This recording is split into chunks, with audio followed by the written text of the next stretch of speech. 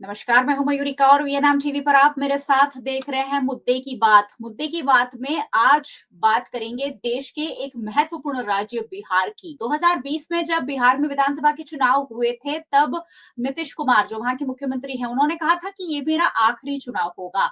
लेकिन हाल ही में वहां इस बात की चर्चा शुरू हो गई है कि भारतीय जनता पार्टी हो सकता है कि दिल्ली और महाराष्ट्र को जीतने के बाद अब बिहार पर अपनी नजर गड़ाए हुए हो। वैसे नीतीश कुमार के बेटे निशांत कुमार ने ये कहा है कि भारतीय जनता पार्टी को ऐलान कर देना चाहिए कि 2025 में भी उनके पिताजी यानी नीतीश कुमार ही मुख्यमंत्री बने रहेंगे। और तब से ये जो पूरी चर्चा है वो गर्मा गई है कि क्या भारतीय जनता पार्टी नीतीश कुमार को टेक ओवर करने की तैयारी में है। वहां पर 7 भारतीय जनता पार्टी के मंत्री बना दिए गए हैं और उसके बाद ये चर्चा जो है वो तेजी पर है। आज इसी पर चर्चा करेंगे और आखिरकार क्या भारतीय जनता पार्टी बिहार में भी ऑपरेशन लोटस चलाने के चक्कर में है, उस पर चर्चा करेंगे। और कुछ खास मेहमान हमारे साथ जुड़े हैं, उन मेहमानों से आपको रूबरू करवा देती हूँ और फिर उनसे जानेंगे कि आखिरकार इस मुद्दे पर वे क्या सोचते हैं। चलिए, पॉलिटिकल एनालिस्ट के रूप में ज्योति अमीन हमारे साथ जुड़ी है। मैम, चर्चा में आपका स्वागत है। कांग्रेस पार्टी की ओर से पार्थ पटेल हमारे साथ जुड़े हैं। पार्थ जी, आपका भी बहुत बहुत स्वागत है। चलिए, भारतीय जनता पार्टी की ओर से शैलेश परमार अभी हमारे साथ जुड़ गए हैं। शैलेश जी, आपका भी चर्चा में बहुत बहुत स्वागत है। चलिए, आज शुरुआत सबसे पहले पॉलिटिकल एनालिस्ट ज्योति जी से करेंगे। ज्योति जी, 2-2 मिनट में सभी मेहमान अपनी प्रतिक्रिया बताएंगे कि आखिरकार भारतीय जनता पार्टी बिहार में अपना दबदबा कायम करने में जो लगी हुई है, क्या नीतीश बाबू को इससे खतरा हो सकता है? ज्योति जी, सबसे पहले बताइए, क्या सोचते हैं आप इस मसले पर? मयूरिका जी, देखिए, मेरा ये मानना है कि जो बिहार की राजनीति है, अब उसमें नीतीश कुमार का जो पहले रुतबा था, दबदबा था, वो अब कम हो रहा है। क्योंकि देखिए, पिछले चुनाव में भी ऐसा था कि अब तक जो जेडीयू थी वो बड़े भाई की रोल कर रही थी और तब तक बीजेपी छोटा भाई थी। लेकिन जी। पिछली चुनाव में जो मतलब रिजल्ट आया था, उसमें जेडीयू की सीटें कम हो गई थी, बीजेपी की ज्यादा थी। और उस हम्म। वक्त भी नीतीश कुमार ने कहा था कि मैं नहीं बनूंगा सीएम क्योंकि मेरी पार्टी की कम है। लेकिन हम्म। मान मनोबल करके बीजेपी ने ही उन्हें आग्रह करके हम्म। सीएम पद पे बिठाया था। तो हम्म। एक तरह से उनका रुतबा कम है और पिछले विगत 5 वर्षों में जो कुछ हम्म। नाटक हुआ अदल बदलू का और उनपे जो वो थप्पा लग गया है, तो वो अब उनकी इमेज को भी पर्सनली बिगाड़ चुका है। तो हम्म। और एक उम्र भी हो चुकी है, अब वो भी 74 कंप्लीट कर चुके हैं। तो हम्म। मुझे नहीं लगता कि इस साल उन्हें खड़ा रहना चाहिए। और अगर हम्म। खड़े रहेंगे तो उनके तो जीतने पर भी मुझे आशंका है। तो हम्म। बेशक उन्हें अपनी सीट छोड़ के अपने किसी वारिसदार को या किसी को मतलब अब खड़ा करना चाहिए। क्योंकि हम्म। अगर वो खड़े हुए तो मुझे नहीं लगता कि वो जीतेंगे। और रही राजनीति में, तो देखो इस तरह की बात होती है कि हर हम्म। एक जना खुद के बलबूते पे सत्ता चाहता है। फिर वो गठबंधन करना पड़े, जब मतलब पूरी सीटें नहीं आती है तो गठबंधन करना पड़ता है। तो फिर वो राजकीय मजबूरी होती है। लेकिन प्रयास तो यही होता है कि अपने बलबूते पे सत्ता ली जाए, सरकार बनाई जाए। तो हम्म। यही कोशिश बीजेपी की भी रहेगी और जेडीयू की भी रहेगी। अब देखना यही है कि देखें किसमें कितना है दम। और हम्म। अब ज्यादा टाइम है नहीं, 6 महीने में वहां पर चुनाव घोषित हो जाएंगे। मेरे जी। ख्याल से सितंबर अक्टूबर में आने चाहिए वहां पर चुनाव। तो जी। पहले तो सीटों के आवंटन से वहीं पे शुरुआत हो जाएगी। तो पता हम्म। चलेगा कि कौन मतलब बार्गेनिंग कर पाता है। इस बार जेडीयू वैसे भी अभी बार्गेनिंग करने की पोजीशन में नहीं है। तो हम्म। अब देखते हैं कि आगे क्या होता है। जी। जी, बिल्कुल। 2025 में ही चुनाव हो रहे हैं और सितंबर अक्टूबर में हो सकता है कि चुनाव विधानसभा के वहां करवा दिए जाएं। और ऐसे में अचानक जब नीतीश कुमार ने मंत्रिमंडल का विस्तार किया तो सभी लोग चौंक गए और उसमें जो मंत्री बनाए गए वो भारतीय जनता पार्टी के 7 नए मंत्री बनाए गए हैं। यानी ये इशारा साफ साफ है कि भारतीय जनता पार्टी अब बिहार में अपना दबदबा बनाने में कामयाब हो रही है। शैलेश जी हमारे साथ जुड़े हैं। सर, क्या आप बिहार भी लेकर ही मानोगे? पहले तो वीएनएम चैनल जो है उनको हम्म, कांग्रेचुलेशन कि ये जो बिहार की राजनीति है उनके बारे में चर्चा रखी है। हम्म, बिहार जो है वो भारतीय जनता पार्टी और जेडीयू नीतीश कुमार की गठबंधन वाली जो स्टेट है वहाँ उनका हमारा राज्य है। मगर ये हमारे राज्य में जहाँ भी हम रहते हैं वहाँ कुछ न कुछ डेवलपमेंट की बात होती है। ये बिहार राज्य जो है, बिहार स्टेट जो है, वो पहले किस तरह से पीछे रह गया था, आज कितना डेवलप हुआ है, क्योंकि वो किसके साथ जुड़ता है। नहीं बोलते कि चांद के पास जो सितारा है वो सितारा हसीन लगता है। किसके साथ हो आप, उससे आप अच्छे लगोगे।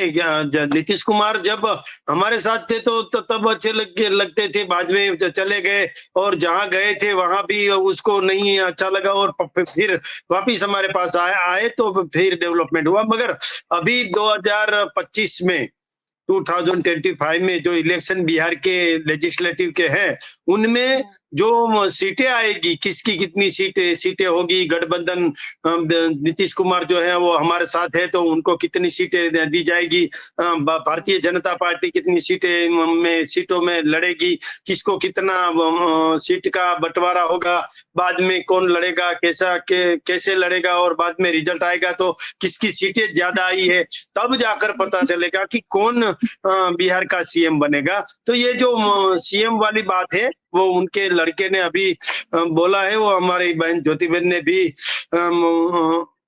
बात की है। तो ये जो उनका बेटा बोला है तो वो तो उनकी उनकी बात है, वो जेडीयू की आपस घरेलू बात है, वो घर की बात है। उनको उनको किसको प्रधानमंत्री बनाना है, किसको सीएम बनाना है, किसको मिनिस्टर बनाना है, वो बोल सकते हैं। मगर भारतीय जनता पार्टी एक ऐसी पार्टी है जो पहले से सीएम तय नहीं करती। वो जो विधानमंडल होता है, जो लेजिस्लेटिव एमएलए जो होता है वो तय करते हैं कि किसको सीएम बनाया जाए, तो बाद में ही पता चलता है। मगर अभी एक बात तय है कि जो नीतीश कुमार जैसे अभी डेवलपमेंट कर रहे हैं, बिहार का विकास जो बहुत अच्छी तरह हो रहा है, वो उनको देखकर हमें बहुत अच्छा लग रहा है। और गुजरात जो डेवलप स्टेट है वैसे ही बिहार भी डेवलप स्टेट हो जाए। एक पार्टी थी आरजेडी जो लालू प्रसाद यादव की पार्टी थी, वो बनी थी राष्ट्रीय जनता दल, समाज के लिए बनी थी, समाज के सभी पहलू को लेकर बनी थी, समाज के सभी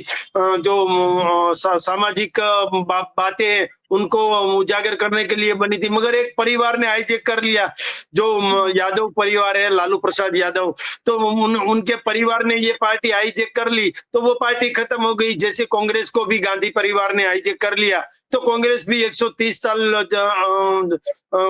ओल्ड पार्टी है तो वो भी खत्म हो गई। तो परिवार जहां हाईजैक करता है किसी पार्टी को तो वो पार्टी खत्म हो जाती है। इसीलिए परिवार को एक पार्टी को परिवार हाईजैक करेगा तो पार्टी खत्म हो जाएगी। भारतीय जनता पार्टी करोड़ों कार्यकर्ताओं से बनी हुई पार्टी है और उसके साथ नीतीश कुमार जो है, तो हम गुजराती में बोलते हैं दूध में साकर मिला के हम सब साथ में चलते हैं, कदम से कदम और ताल से ताल मिलाकर चलते हैं। जैसे गुजरात का विकास हुआ है, अभी महाराष्ट्र में भी विकास हो रहा है, दिल्ली में भी अब विकास होगा।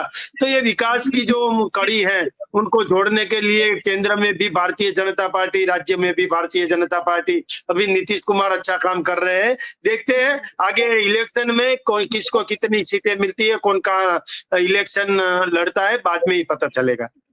जी बिल्कुल, दूध में शक्कर की बात आपने कही कि दूध में साकर की जैसे नीतीश कुमार बीजेपी में घुल मिल गए हैं, लेकिन भारतीय जनता पार्टी दूध में से या चाय में से मक्खी की तरह नेताओं को निकालकर बाहर फेंकने वाली पार्टी भी है कि अगर नहीं जमता है तो कोई भी गठबंधन तोड़ने से भारतीय जनता पार्टी अपने आप को कभी भी पीछे नहीं करती है, क्योंकि भारतीय जनता पार्टी के पास एक पीठ बल है और बिहार में भी अब अपने आप को मजबूत करते हुए भारतीय जनता पार्टी दिख रही है। पार्थ पटेल हमारे साथ है। क्या कहेंगे पार्थ जी, बिहार की राजनीति क्या कोई नया रंग लेने जा रही है? बिहार की भविष्य तो उधर की जनता तय करेगी, पर अभी जो उधर का जो माहौल है, जो नीतीश कुमार ने जो 6 बार अपना पक्ष पलटा किया बीजेपी के साथ, उन्होंने उधर अभी शासन कर रहे हैं। तो बीजेपी की तो ये पुरानी नीति रही है कि स्टेट पार्टी के साथ वो अलायंस करे, फिर धीरे धीरे से जो स्टेट पार्टी उधर की होती है उसको किस तरह से बर्बाद करे, उसको किस तरह से स्ट्रांग उधर बीजेपी हो जाए। तो निश्चित नीतीश कुमार को कहीं ना कहीं डैमेज करके खुद बड़ी होने की उधर कोशिश कर रही है। और अभी जो उधर एनडीए का शासन है और जो बीजेपी उधर बिहार की जनता जो भुगत रही है, मैं आपको उधर थोड़ी डेटा वाइज में बात करना चाहूंगा। अभी बिहार में 34% परिवार की आमदनी में हर मंथ की सिर्फ 6,000 रुपए है, मतलब कि 200 रुपए पर डे हुआ, बहुत कम है, वो बिलो पॉवर्टी लाइन होता है। बिहार में अभी 30% ऐसे परिवार है जिनकी आमदनी सिर्फ 300 रुपए है। 50 लाख से ज्यादा बिहारी लोग अपने घर, अपने परिवार, अपना स्टेट छोड़ के दूसरे स्टेटों में रोजगार के लिए गए। वो बिहार की अभी परिस्थिति है। भैया अभी विकास की बात कर रहे थे, तो ये सब आंकड़े हमको देखने चाहिए। दूसरी बात मैं करूंगा, अभी जैसे 16.73% बिहार के लोगों की अभी मतलब कमाई का जरिया सिर्फ मजदूरी है, उनके पास और कोई नहीं है। मतलब वो उधर एजुकेशन नहीं है उनके पास के उनको कोई फर्दर जॉब, अच्छा स्टेज मिले, ऐसी कोई व्यवस्था उधर नहीं हुई है। ये सब उधर की परिस्थिति देख के बिहार की जनता इस बार मतदान करेगी और ये एनडीए और बीजेपी का जो ये सपना है 200 पार, उसका चकनाचूर हो। तो बिहार की राजनीति हमेशा, बिहार और उत्तर प्रदेश की राजनीति बहुत दिलचस्प रही है और बिहार और उत्तर प्रदेश की राजनीति पर देश गौर फरमाता है, क्योंकि कहा जाता है कि बड़े राज्य है और यहीं से कहीं ना कहीं राजनीति की जो दिशा है वो तय होती है। लेकिन भारतीय जनता पार्टी अब क्लीन स्वीप करने के मूड में है। जहां इलेक्शन हो रहे हैं, भारतीय जनता पार्टी बड़ी लीड से जीत करा रही है। भले उन पर आरोप लगते रहे कि फर्जी वोटिंग होती है या फर्जी तरीके से या ईवीएम में घपला करके भारतीय जनता पार्टी जीतती है, लेकिन एंड ऑफ द डे सच्चाई यही है कि भारतीय जनता पार्टी एक के बाद एक राज्य को अपने नाम करती जा रही है। लेकिन पिछले कई वक्त से भारतीय जनता पार्टी बिहार में भी नीतीश कुमार के साथ है, कहीं ना कहीं अपने अब मंत्री भी बना लिए हैं, लेकिन बिहार अभी भी ज्योति जी बहुत पीछे है विकास के मामले में। हमारे यहाँ जब भी कोई क्राइम घटता है तो हम कहते हैं कि बिहार और उत्तर प्रदेश जैसी घटनाएं गुजरात में होने लगी, उस तरीके की वहाँ की आपराधिक गतिविधियां हैं। क्यों बिहार ऊपर नहीं आ रहा है मैम? वहाँ के मसले क्या है? और जब सियासत इतनी स्ट्रांग है इतने सालों से, तब भी ये गरीबी की जो बात की पार्थ भाई ने, ये जो आंकड़े दिए, क्यों बिहार को आगे नहीं लाने की कोशिश हो रही है? मयूरिका जी देखिए, बात ऐसी है, बिहार है ना, वो सदियों से अपनी भारत देश है, उसकी राजधानी, अपनी राजनीतिक गतिविधियों का केंद्र रहा है। बौद्ध धर्म वहां से शुरू हुआ और सबसे ज्यादा नेचुरल रिसोर्सेस बिहार में है। आपको आश्चर्य होगा, लेकिन कुदरती संसाधन सबसे ज्यादा बिहार में है। लेकिन तकलीफ कहाँ है कि उसका दोहन हो रहा है। तो जो जिनका मतलब कब्जा था इन कुदरती संसाधनों पे, वो एक तरह से जमींदार थे। आपको शायद पता हो या ना हो, लेकिन 80 के दशक में वहां पर बाकायदा सेनाएं हुआ करती थी, रणवीर सेना और दलित सेना, और बहुत ज्यादा कांड होते थे, हत्याकांड, जिसमें 50-50, 100-100 लाशें गिरती थी। तो वो क्योंकि वो जमींदार थे, उनकी रणवीर सेना थी, और ये जो मजदूर होते थे उनकी अपनी अलग सेना थी, और हितों के मामले में बहुत आमने सामने आते थे।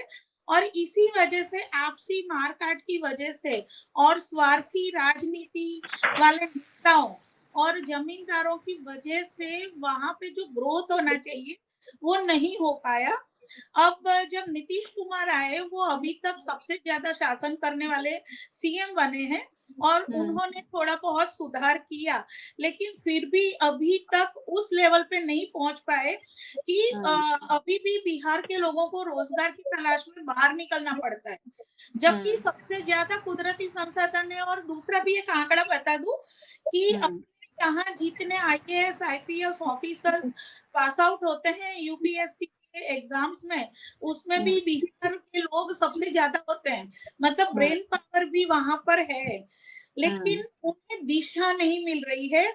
और इसका सारा का सारा मतलब मैं कहूंगी वजह है वो सारी वहां की राजनीति की है, क्योंकि वहां पर ऐसा है, मारे उसकी लाठी और जिसका मतलब तलवार है उसका राज चलेगा।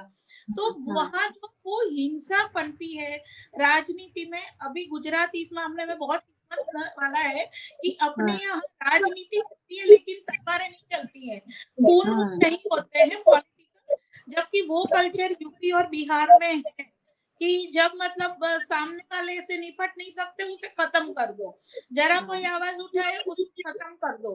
तो वो एक तरह का जो जंगल राज चल रहा है। अब सोचो नीतीश कुमार को अभी पिछले वर्ष भी 59,000 करोड़ का सेंट्रल गवर्नमेंट ने स्पेशल पैकेज दिया है। फिर भी अब इतना हजारों करोड़ लगने के बावजूद अगर अभी इतनी गरीबी है तो इसका मतलब यही है कि वो पैसा या तो पूरा मतलब इस्तेमाल नहीं हुआ है या फिर इधर उधर हो गया, क्योंकि अभी भी बिहार के लोगों को रोजगारी के लिए बाहर जाना पड़ता है और मतलब वो बेचारे फिर वहाँ मजदूरी करते हैं। तो और वहां भी देखिए तो लाइफस्टाइल में बहुत फर्क है।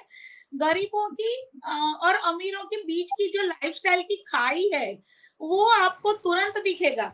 और वहां पर ये हाल है कि अगर आपके पास थोड़ा सा भी पैसा है तो आपको बॉडीगार्ड रखने पड़ते हैं, वरना आपका या तो अपहरण हो जाता है या फिर मतलब जिस तरह वो कहते हैं ना, वो कल्चर भी था जिसमें लड़के उठा लिए जाते थे पढ़े लिखे और बंदूक की नोक पे वहां पे शादियां होती है। बिल्कुल तो बिल्कुल। ये जो सारा एक तरह से उनका सामाजिक न्यूसेंस हो गया है, वहां पर कोई सरकार काम नहीं कर रही है कि जो सामाजिक शोषण है वो बंद करेंगे तब जाके उनका रिजल्ट दिखेगा, लेकिन वो सिर्फ दोहन और उनको चूसा जा रहा है। जी जी जी। उत्तर प्रदेश में योगी आदित्यनाथ के आने के बाद काफी आपराधिक गतिविधियों में लगाम लगी है और बिहार में भी इसी तरीके की जरूरत है, क्योंकि कोई भी राज्य में हिंसा कभी भी बर्दाश्त नहीं की जा सकती। थोड़ी सी सियासत की भी बात कर लूं। बिहार विधानसभा में जो गणित है 243 सीट है वहां विधानसभा की, और बहुमत के लिए चाहिए 122 सीट। और फिलहाल भारतीय जनता पार्टी के पास वहां 80 सीट है और जेडीयू के पास 45 सीट है, यानी दोनों की मिलाकर होती है 125 सीट। लेकिन इस बार भारतीय जनता पार्टी 200 सीट का टारगेट वहां पर लेकर चल रही है। प्रधानमंत्री मोदी से लेकर भारतीय जनता पार्टी के राष्ट्रीय अध्यक्ष जेपी नड्डा और यहाँ तक कि राष्ट्रपति द्रौपदी मुर्मू यहाँ के दौरे शुरू हो गए हैं, यानी बिहार की राजनीति अब पूरे तरीके से चर्चा में है। और उसी बीच निशांत कुमार का ये जो बयान आया है कि उन्हें उनके पिताजी को 2025 में भी सीएम फेस डिक्लेयर कर देना चाहिए। क्या भारतीय जनता पार्टी, शैलेश जी, इस बार सोच रही है कि हम गठबंधन में चुनाव तो लड़ेंगे लेकिन सीएम फेस नीतीश कुमार नहीं होंगे? क्या उन्हें यह अंदेशा हो गया है? क्या निशांत कुमार भी अब पॉलिटिक्स में एंट्री करने का मन बना रहे हैं? क्या है ये प्रेशर पॉलिटिक्स जो हो रहा है नीतीश कुमार के परिवार की ओर से, उसे कैसे देखते हैं?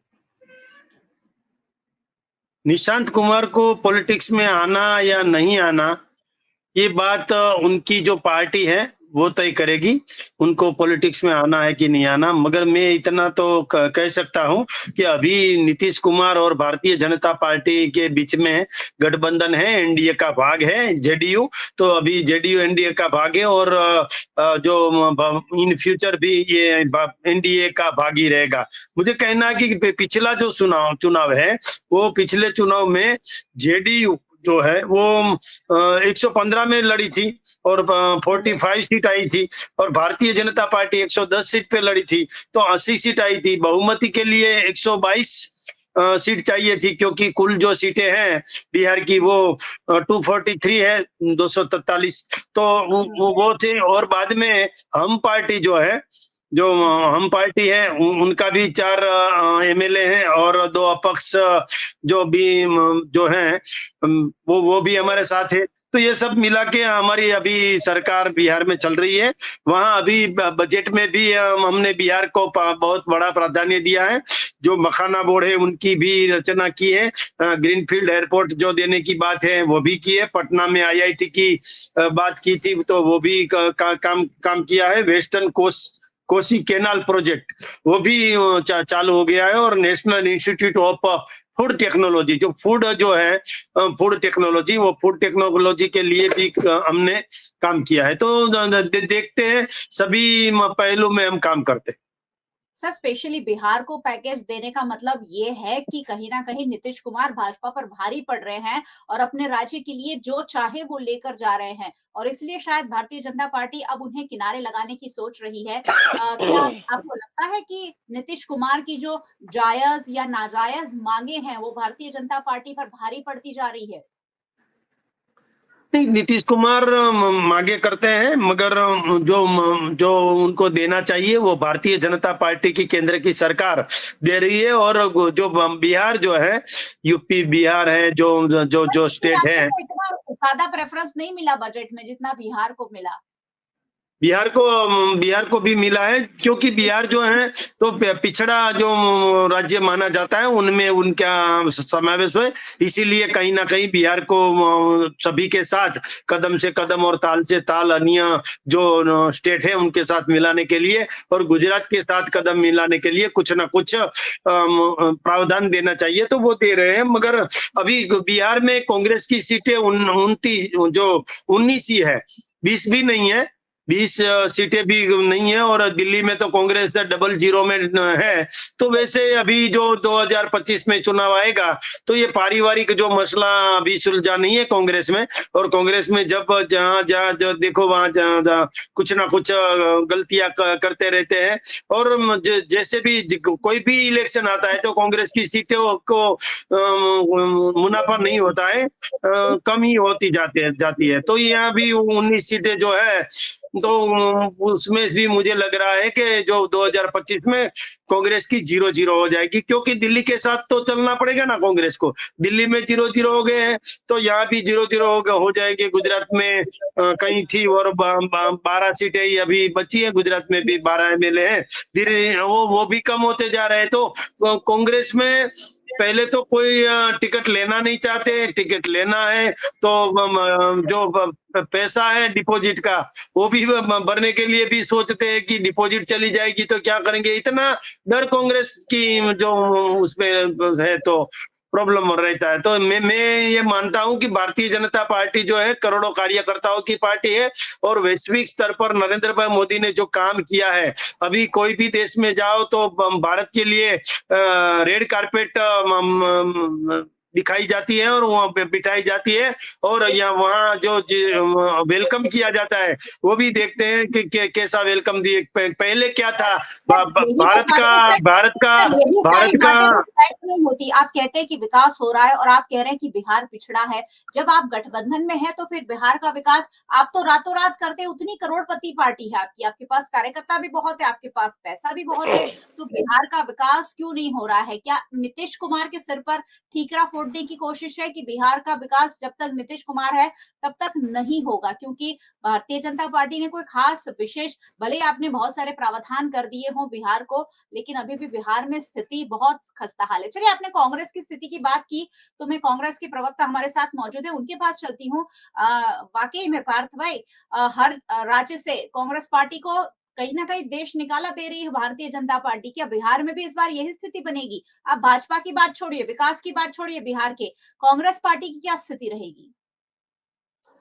अभी जो भैया ने बोला कि कांग्रेस की ये परिस्थिति है, 0-0 है, गुजरात में 12 ही है, तो उनको मैं बता दूं कि गुजरात में जो अभी सरकार है उसमें से आधे से ज्यादा कांग्रेस के मंत्रिमंडल में शामिल है। आप लोग जो करोड़ों की संख्या में जो कार्य कर रहे हैं वो सिर्फ कार्य कर रहे हैं, नेता तो सिर्फ कांग्रेस में से आते हैं। आपको कांग्रेस में से ही चाहिए, क्योंकि आपके पास वो नेता बनाने की, और नेता ऐसे है नहीं जो तो सर, देश आपके राज्य नेता चला वहां सके, जाते ऐसी क्यों हैं? क्षमता जब हो। दिखते हैं तब वो तो खरीदते आपको हैं। अगर इनको कांग्रेस से अगर दिक्कत है तो कांग्रेस के नेता क्यों ले रहे हो? दूसरी बात मैं बता दूं, ये पैकेज की बात कर रहे हैं। एक कहावत है, अगर गरीब की थाली में पुलाव हो तो समझ लो चुनाव हो। अभी जो सेंट्रल में बीजेपी का शासन है, कहीं भी कोई भी स्टेट में अगर स्पेशल पैकेज मिले या बढ़िया पैकेज मिलता है, नया बजट में उसको पैकेज मिलता है, तो समझ लो उस स्टेट में चुनाव है, जैसे अभी बिहार में चल रहा है। ये लोग बड़े बड़े बजट देंगे ये वो, पर इम्प्लीमेंट कितना होता है वो देखने की बात है। आप आंकड़ों में तो हम लोग बोल ना पाए, समझ ना पाए, उतने बड़े बड़े आंकड़े आ जाते हैं, पर ग्राउंड लेवल पे लोगों को क्या मिल रहा है, लोगों के लिए क्या हो रहा है, प्लान एग्जिस्टिंग है कि नहीं, हवा में बातें हो रही है। ये परिवारवाद, ये वो, आप भी टिकट देते हो, ये जो अभी की परिस्थिति, जो समय का चक्कर है, हाँ हम स्वीकार रहे हैं कई स्टेट में हमारा अभी ये संगठन मजबूत नहीं है, हम पीछे चल रहे हैं, तो हम अपना संगठन बना रहे हैं, लोगों के बीच में जाने की कोशिश कर रहे हैं, लोगों की आवाज बन रहे हैं। जब भी बीजेपी तो अभी शासन में, तो एक तो ऐसा कुछ मुद्दा होना चाहिए ना कि वो लोगों के बीच में गए हो, लोगों की परेशानी समझ रहे हो। उल्टा लोगों की परेशानी ये लोग तो बढ़ा रहे हैं। हम लोगों के पास संगठन नहीं है, तो भी हम लोगों के बीच में जाके अपना विचार रख रहे हैं, उनको हम विश्वास दिला रहे हैं कि हम उनके लिए लड़ेंगे, हम प्रयास कर रहे हैं। पर कहीं पे भी हम इलेक्शन मोड में नहीं होते, जैसे बीजेपी अभी they are always in election mode, वो कभी भी एडमिनिस्ट्रेटिव मोड में होते ही नहीं है। उनको सिर्फ कब्जा करना है, जैसे वो राजाशाही समय पे थे, यहीं पे युद्ध कर लिया, वो गढ़ जीत लिया, अभी उधर पड़ेंगे, ये वो। This is not fair. Elect चाहिए लोकशाही में, लोगों के लिए कुछ काम करो, लोगों का आप आंकड़ाओं में बात करो ना, कितना इंप्लीमेंट हुआ है, क्या है, ये सब तो बातें होती रहेगी। End of the day public के लिए क्या कर रहे हो। और मुझे विश्वास है कि 2025 में जब बिहार में चुनाव होगा, तो ये सब बातों का जो मैंने बोला वो प्रजा उनका जवाब देगी और बीजेपी को घर पे जाना होगा। सर, आप लोग लोकसभा चुनाव 2024 तो आरजेडी के साथ मिलकर लड़े थे, तेजस्वी यादव और राहुल गांधी एक मंच पर दिखते थे, क्या 2025 में ये सिनारियो कायम रहेगा? वो तभी की परिस्थिति देख के ऊपर क्या जो होगा वो उनसे हम बात करके चलेंगे। चलिए ठीक है। तो बिहार में क्या होता है, नजर जरूर बनी रहेगी, क्योंकि बहुत दिलचस्प राजनीति सामने आ सकती है और आने वाले 6 महीने बहुत ड्रास्टिक होंगे बिहार की राजनीति के लिए। तेजस्वी यादव वापसी करेंगे या फिर नीतीश कुमार के साथ मिलकर भारतीय जनता पार्टी फिर एक बार सत्ता में आने में कामयाब हो जाएगी, या फिर भारतीय जनता पार्टी नीतीश कुमार को पीछे छोड़कर खुद अपने बलबूते पर वहां सरकार बना लेती है और नीतीश कुमार से किनारा कर लेती है। ये सारी बातों पर नजर बनी रहेगी।